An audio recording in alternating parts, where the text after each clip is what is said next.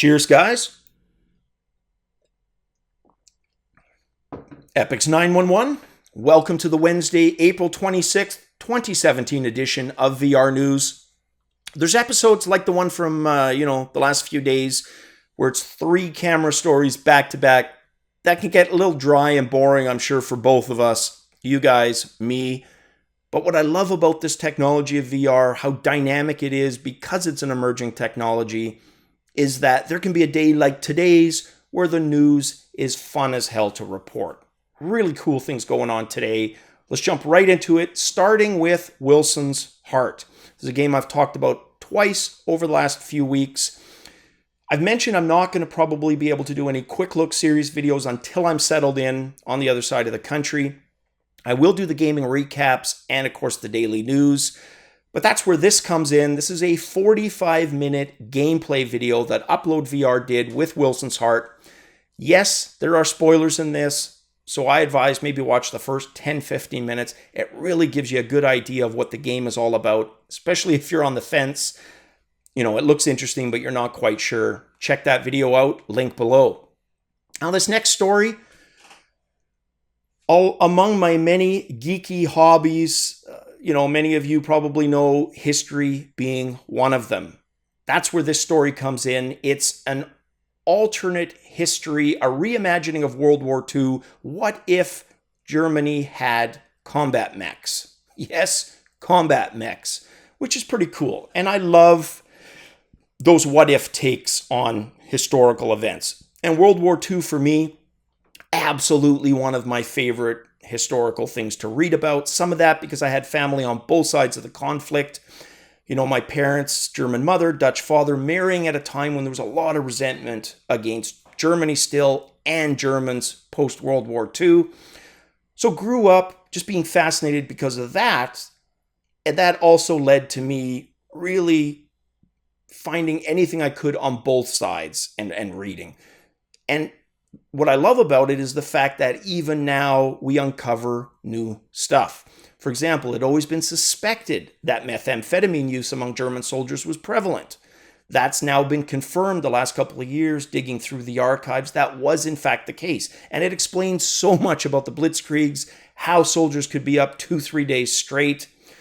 Or it could be interesting stuff like the RAF, the battle over Britain, one of my absolute favorite aspects of World War II.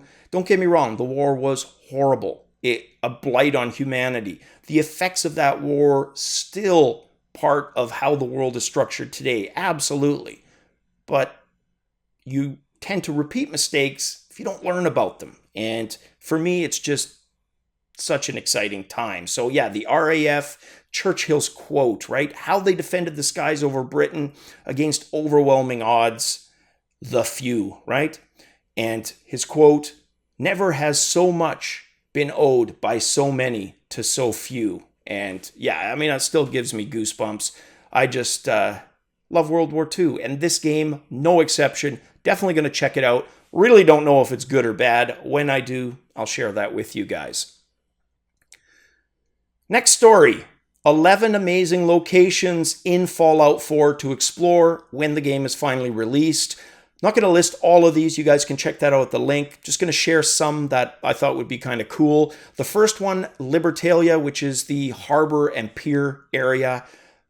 Just being on the pier, looking at all those ships in the water effects themselves. That's going to be pretty awe-inspiring, I can tell.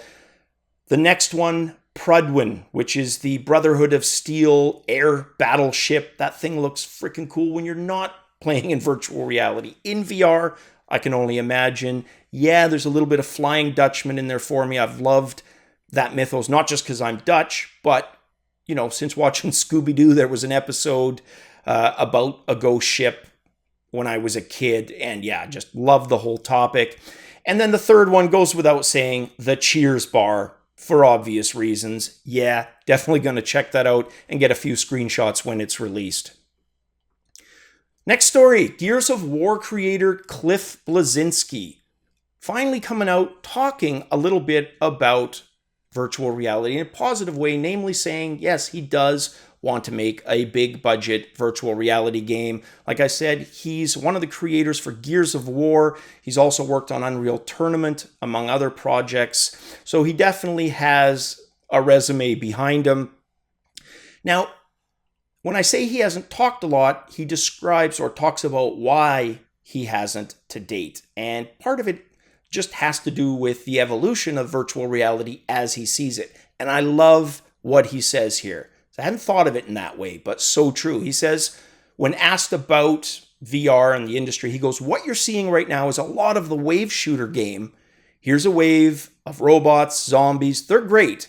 But VR, when it comes to the trajectory of the industry, is mimicking the arcade games of the 80s.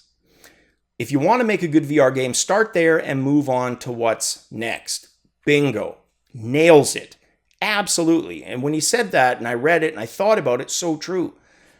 Wave shooters, they're easier to make, more resource friendly. That's the Captain Obvious, yes. I just mean comparing it to the 80s arcade, because that's how they started. We had our Pong, Space Invaders, Galaga, Galaxian. They were all pretty simple games that over time got more involved, complicated, and awesome, right? So he talks about VR specifically and says one of the things he doesn't like, and I don't necessarily agree with all of these. Actually, I agree with neither, but we'll get into that. So the first one, Oculus requires me to reset it up on a regular basis. If you remember VCRs, your parents could barely connect it. They couldn't even set up the clock. Are they going to figure out how to set up a VR headset? And I do agree in the sense that the initial setup may be troubling for a lot of people.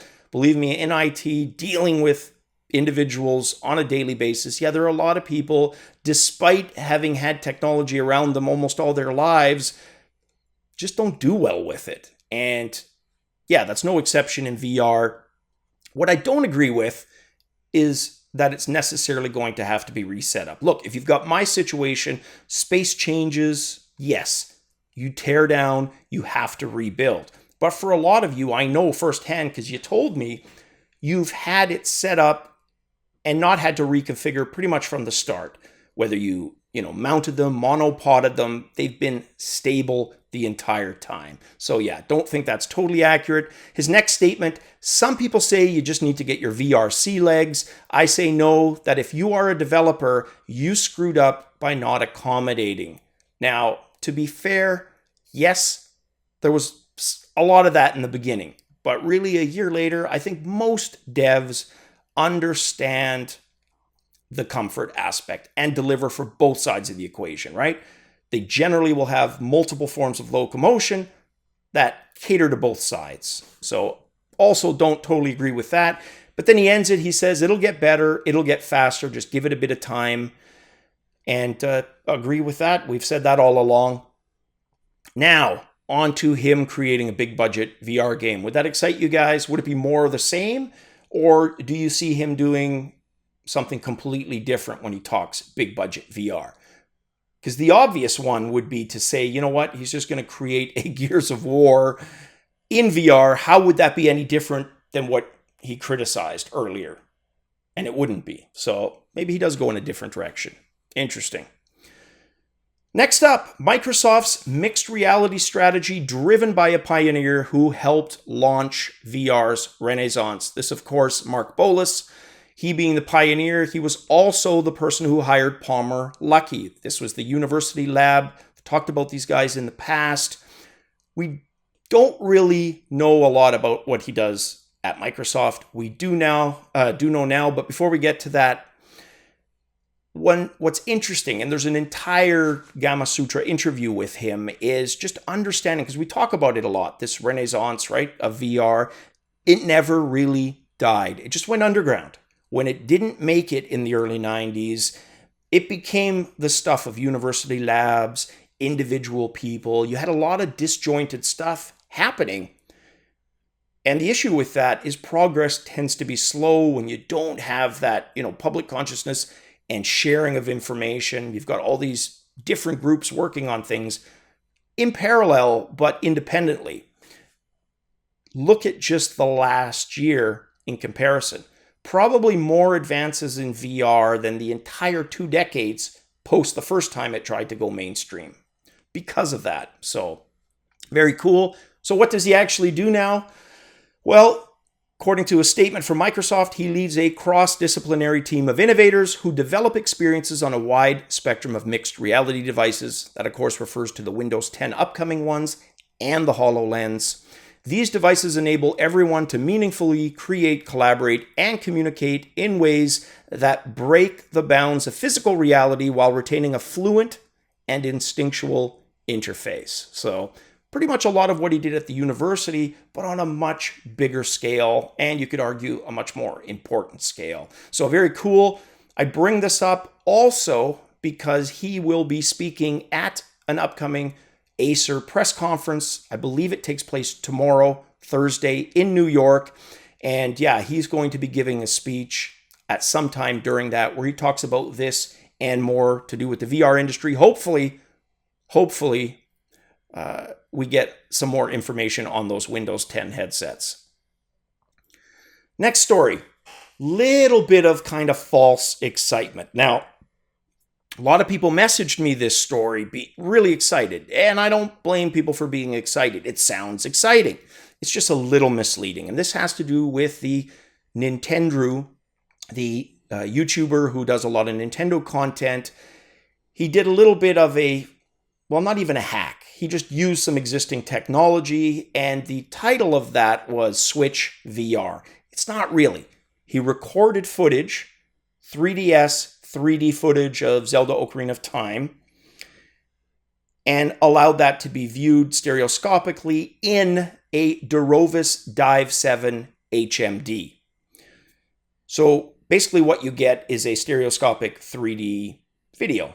It's not virtual reality in the respect that we talk about it or experience it. Not even really 360. It's static 3D. You're watching a pre-recorded. Is it cool? Yeah, it's cool, but it's not VR. It does show that it can be added to devices, the tablet, and he talks about that in the video as well. But there are some limitations with what he did, namely, it doesn't take advantage of the entire Switch space, only about the first 500 pixels either side of the center line. So there is some wasted space where nothing happens, but kind of a neat story. Next up, Zero Latency. These are the guys that started in Australia, expanded to Orlando. They've got that warehouse scale commercial VR. Well, we talked about them November 10th. We did an update on March 8th of this year.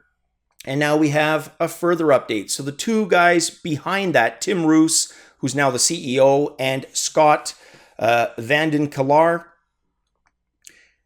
they've basically secured funding, additional funding, and what they hope to do with the time that they've had these two, the Orlando and the Australia location, is open multiple locations worldwide. They want to have 24 open this year, which is pretty ambitious, but they've done the pilot testing, which I commend them for. That is so important to do that. What it has allowed them to do is figure out how the cash flow, the revenue stream for the operations are going to work. They've really streamlined that. So they're looking at 15 to 30-minute experiences max. They've developed what's called a Games Master, and if you've played tabletop role-playing games, Dungeon Master, Games Master, exactly that idea. Somebody who, tells the people what to expect before they jump into the experience and acts as a guide throughout the experience. So it keeps it focused. People aren't wasting their 15 minutes or 30 minutes, however many minutes it is. They're on task because of that. And then they're out and a new group is in. And you keep that going, you might be able to turn a profit. So very cool and neat to see them feel that they can take this globally. They must be doing okay at those two locations. Any of you who've happened to gone to either the Orlando or the Australian Zero Latency, I know I've asked that before. I can't remember what the answer was. Yeah, please let me know in the comments below.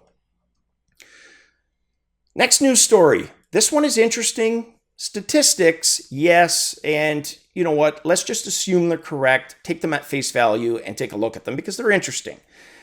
They tell us a lot about Japan, some of which we already knew, some just pretty damn interesting. And it's the breakdown of VR headset shipments within Japan. And it breaks down as follows. Sony, probably as to be expected, 91.3% of VR shipments. Samsung, 5.5, Gear VR of course. HTC, 1.7, and Oculus, 1.5. What doesn't surprise me is that Sony's in the lead. You look at the console wars of the past, Japanese products always tend to do better. It only really gets interesting when you've got two competing Japanese products, a la Nintendo going against Sony. Yeah, then it gets interesting. It's pretty predictable when it's Xbox versus PlayStation. In fact, we pretty much know how that's going to go down before it goes down, right? Xbox 360, the One, they all played out the same. What interests me more is the gap between the HTC Vive, Rift, and the Sony PlayStation. It definitely doesn't reflect the type of gap you see elsewhere, but why should it? For the same reasons I just mentioned. So yeah, very interesting. And then our last story, guys, a 4K HMD hands-on test. Well, let's not get too excited. This thing is called the Aukey HMD. It is a 4K headset, but really, guys, it is a glorified mobile HMD. It talks a big talk, but it can't really walk the walk afterwards. We'll get into that. Starting with the resolution. Yeah, it's impressive. It is 4K. Field of view, 110 degrees, also pretty impressive. Rumors that it can play Steam VR games, kind of cool, right? Until you realize this has almost none of the abilities of the Rift or the Vive, namely tracking. There's no sensors. There's none of that. You're basically dealing with a Gear VR kind of in sheep's clothing. And there's probably not too many games ultimately you're actually going to be able to play off of Steam because of those limitations. And then the games you're left with, unless they start writing some games specifically for this, are going to be those cheap mobile games that are a dime a dozen, a lot of which don't let you change the resolution. They come defaulted and locked in, which kind of nullifies the whole point of having 4K in the first place. But is it neat? I suppose so. But then I'm going to counter that again with it's $400 frickin' dollars, which puts it right up there with the big boys, only it can't compete. So yeah, my recommendation, even without having tested the damn thing, is steer clear. Not worth it, in my opinion. Unless you specifically want a Gear VR type headset with 1% of the library. Then sure. All right, guys. Yeah, just a great night for news, in my opinion. Some really interesting stuff and things to get set up and excited for, like Fallout 4. I didn't talk about Bridge Crew tonight. Can't wait for that. Lots of cool things coming down the pipe, guys. As always, cheers.